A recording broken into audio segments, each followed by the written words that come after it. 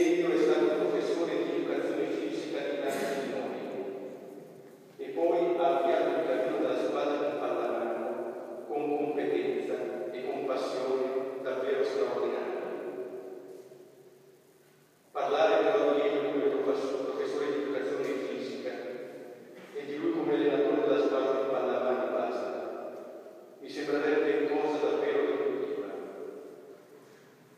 Egli è stato per noi un professore di educazione umana e cristiana.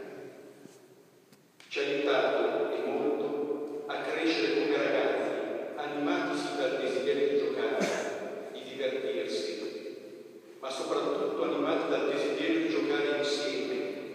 di divertirsi insieme. Per lui, per te, lo spirito di squadra è sempre stato prioritario rispetto al successo. Mi ha sempre molto colpito il tuo passo indietro dall'allenare la prima squadra una volta arrivata alla soglia della prima serie, quasi a indicare a tutti che la vera Serie A è un'altra. In un mondo che passa anche dentro il cuore di ciascuno di noi, in un mondo in cui sembra che chi ha di più, chi può di più, chi sta più in alto sia il modello da seguire e da imitare, ci hai costantemente ricordato che sono ben altri i valori autentici: l'amicizia, la gratuità, la fedeltà, l'importanza di ogni persona, anche e soprattutto quelle che siamo costantemente tentati di emarginare,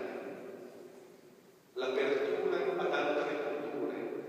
ricordo i tanti viaggi, la ricerca di Gesù e della sua volontà, ricordo il ruolo di discernimento presso i frati,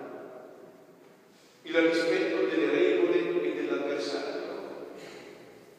Ricordo la volta in cui rimandasti immediatamente negli spogliatoi uno di noi che aveva appena realizzato un gran gol, ma che subito dopo, non visto dagli altri, ma notato da te, aveva rivolto agli avversari